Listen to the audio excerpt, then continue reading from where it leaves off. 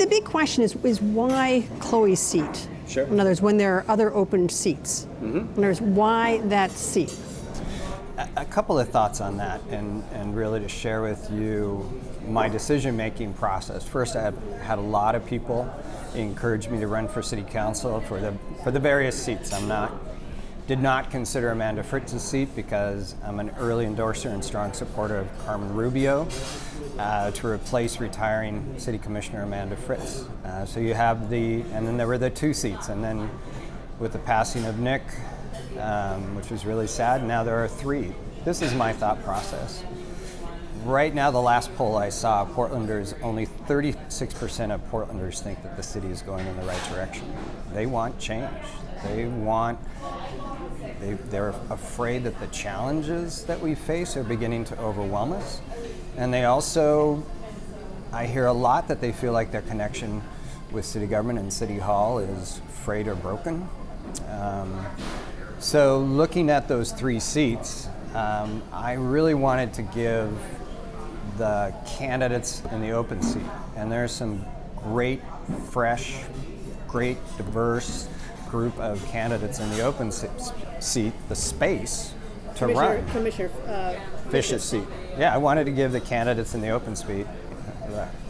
I wanted to give the candidates in the open seat some great talent, fresh thinking, energetic. I wanted to give them the space to compete, and for someone with those fresh and diverse outlook to get on the city council. Were you concerned you couldn't win in that particular seat with so many people in there? No, I didn't think that, but I felt that the best place I could serve is in the campaign for position number 4. Why take on Chloe, though? Because she represents a lot of the same values and same interests. Sure. I think that Commissioner Udaley's reaction to my candidacy, and I assume she might feel the same way about Mingus Mapp, who's a former professor, PhD, happens to be African American. I think it illustrates sort of a difference in our outlook, potentially, of what it might mean to be a public servant. And let me offer you some sort of comparisons. In 2004, when I ran for the Portland City Council, I would have been and ended up being elected as the first member of the LGBT community ever elected to the City Council. I ran against Nick Fish. At no time in that race did I think that I was entitled to that seat and that Nick Fish should step aside or look at a different seat. That's just not the way I thought. Campaigns and the debate of ideas are so important to any city government. And my debate with Nick Fish was passionate, but civil, and it was good for us and it was good for the city. When I ran to be mayor and became the first openly gay mayor of a top 25 large city, it didn't even cross my mind that Sho DeZono should step aside, and I was entitled to that seat. The fact is, I don't feel like I'm entitled to any seat, and that I have always worked hard to appeal to everybody. So, I haven't talked a lot about the struggles in my life growing up as a gay man, but I've been a pioneer in this area, but I have never said I'm deserving of anything I've ever run for because of my sexual orientation. But how does that relate to Chloe, though? I've given you, the fact I wanted to give the diverse crop of really good, strong candidates in the open seat, I wanted to give them the space to run, and I think that's what the city electorate wants as well.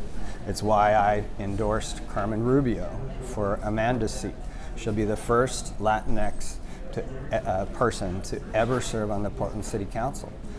The mayor's seat, I didn't want to run for the mayor's seat. Why? Where I can contribute is by running in position number 4. And what I offer is is the perspective of the experienced outsider. My time as leader of an environmental think tank allowed me to go to cities around the world and around the country. And I come into this race, and if I'm fortunate enough to get elected, I bring that outsider knowledge combined with my insider experience of the past with city government. And I think I can be a really productive player with this unique background on the city council. And I think Portland wants the city council to deliver more and to deliver more on the challenges that we're facing. And I'm happy to talk about homelessness and housing or anything else on the campaign trail. I'll be talking about ideas I have, and I want the citizens to talk about ideas. The tougher the issue, whether I was a city commissioner dealing with transportation safety and lack of funding, whatever the issue is, you would find me out in the community doing town halls. Why not run for mayor? I didn't feel like it was the time for me to run for mayor. I think I can be more useful as a member of the city council. Just because I was the former mayor doesn't mean I feel like I'm entitled to be mayor again. That's not the way I think. I looked at where I could serve the best.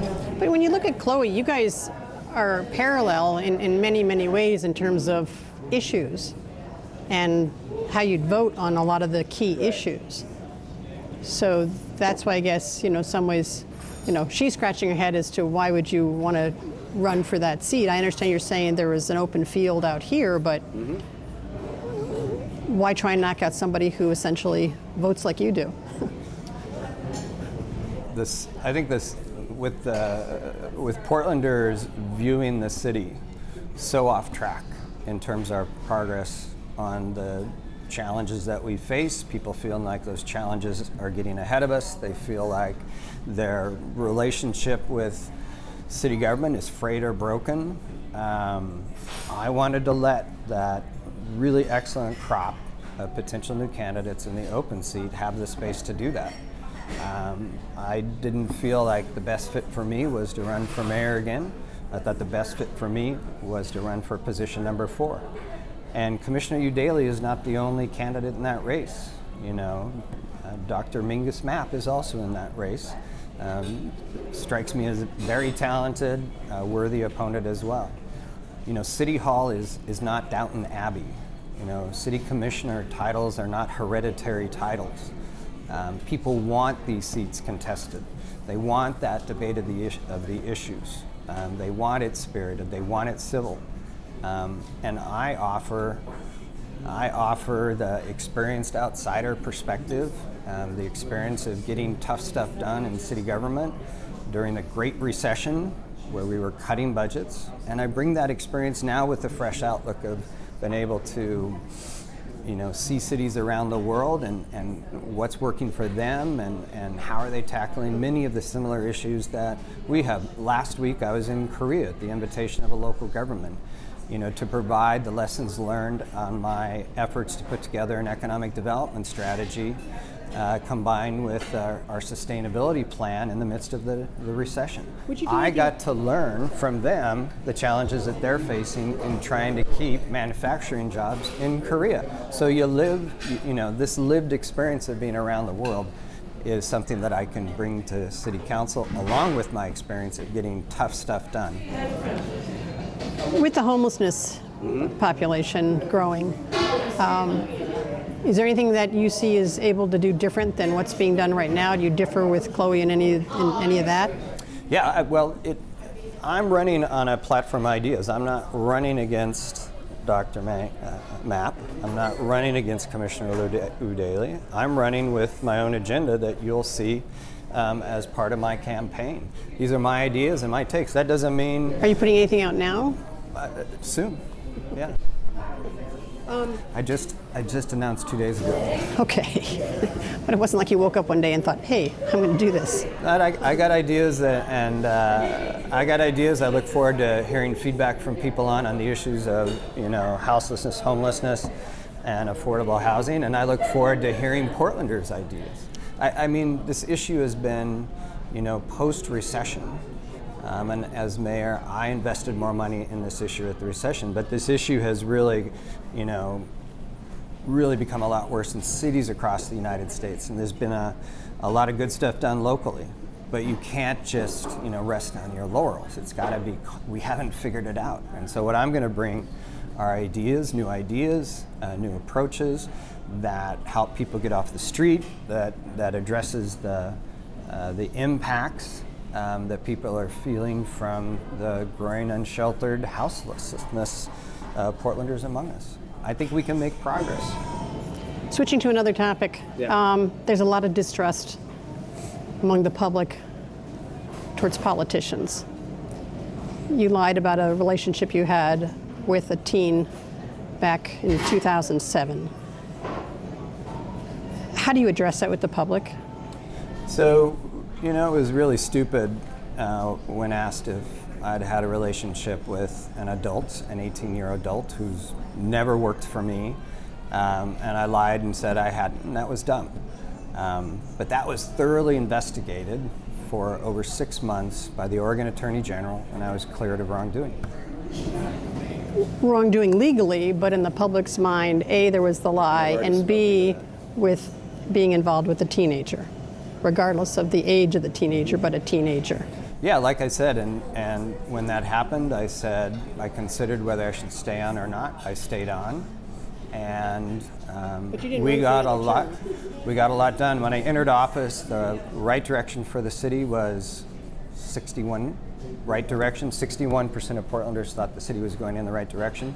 4 years later, in the Great Recession, 60% of Portland still thought that Portland was headed in the right direction. And in my last months of office, my approval rating was 54%. So I chose not to run for office because I wanted to complete my agenda and finish strong. How do you get the public to trust you, though? I went on to serve a very successful 4 years. So I worked hard to earn their trust back, and I'll continue to work hard to earn every single vote in the city. A lot of people are scratching their heads, though, saying, why would you put yourself out there having gone through that publicly? Yeah, politics can be mean, there's no question about it. But, coming back and seeing the enormity of the challenges we face, and I find it so alarming that Portlanders are beginning to sort of lose hope, to sort of lower their expectations of what we can be as a city. And Portlander has always been on the vanguard of innovation. And issues of the past that people thought were impossible, we became the vanguard of innovation, not just for international and national rankings, but because that's what we wanted for ourselves. So on the issues of like homelessness, unsheltered, houseless folks, and affordable housing, for example, I think we can do a lot more to address this issue. I roll up my sleeves. I get out there. You'll see me, as you did before, in the community, asking people for their ideas, and I'm never short on my own ideas, some good, some bad. But as a commissioner, I'll get to focus, and I would like, working in partnership with the mayor and the council, to be the lead on working on houselessness, homelessness, and affordable housing. I think with my experience, that the mayor can throw any of the toughest issues at me. Not because I have it all figured out, but I work really hard, to get real results, and I have a track record of delivering. Speaking of throwing things, are you prepared for character attacks that are likely to come based on, your past? Growing up as a gay man in a small town, I've had character attacks since I was a very young boy. Regularly called fag and sissy and those kinds of things growing up. Doesn't make it easier to hear it again, but you learn how to get a thick skin. And I have love and passion for this city. And I want this city and its people to succeed. So yeah, I'll weather the character attacks, and politics has gotten meaner over the years, there's no question, but it's something I have a lot of experience with. And I've experienced as delivering as a public servant through very difficult times. And folks will be able to look at, my accomplishments in City Hall and judge for themselves. Whether or not I've solidly delivered for them. Nothing is ever fixed. Don't have all the answers. Sometimes don't have all the questions, but my style is to get out among the community, to bring partnerships together, and to get stuff done. And everything from, police reform, where along with Commissioner Dan Saltzman and the African American community, we brought in the federal government. To require reforms of the police bureau in terms of their overly aggressive handling of mental health. People suffering or appear to be suffering from mental health, whether that's on transportation, helping being part of the leadership team that built the Green Line and the Orange Line that expanded streetcar for the loop around the city. Whether that's education, where averting, helping to negotiate among the parties to avert a strike. Free transit passes for Portland Public School children who didn't have access to yellow buses. These are tangible results, the how to move the city forward. And what Portlanders want right now is they want results, they want action, and they want to be asked, and they want to be involved. Anything you do immediately on the homelessness situation? Well, I have to get elected to office first. I know, yes. but I mean, what's your suggestion? I'll give you one example. That's not being done now. Yeah, there are things that are being done now that I would scale up, and I would give you one example. Right now, a significant number of people that are unsheltered and houseless, suffer from significant medical issues or mental health issues. I would boost and scale up the amount of street medicine that is allowed to be provided. And Commissioner Joanne Hardesty is, with her recent proposal, is where people call the city, instead of a police officer responding, is moving in this direction. So I would build on that. But once they get there, I want those outreach workers, and I think the most effective outreach workers will be, the studies show, the evidence shows, are people that have recovered from homelessness themselves, because they get to stand in front of someone who can't see a future for themselves. And I used to be on the street like you in this neighborhood, and I can show you, I'm proof positive, and can show you the way to have a more fulfilling life. But when people arrive, and find someone that's suffering from these maladies, and they don't want to go to the hospital and they don't want an ambulance to come, we're going to probably have to change state law, but I want them the ability in certain cases to be able to test, diagnose, and dispense on site. And ideally, building on Commissioner Hardesty's, have enough personnel at that, but then they can also come back, not giving someone who might or might not be able to accurately take the medication themselves, but do the extended release, come back 3 days later, make sure that they take the medication again. A month of that kind of outreach and that kind of medical care is something that we're perfectly capable of doing. But right now, nonprofits can't necessarily go out and do that and risk the liability. We need to shelter them from liability. Again, building on Commissioner Hardesty's, this is building on her idea. And that's something, we've got to provide multiple pathways for people to get off the street.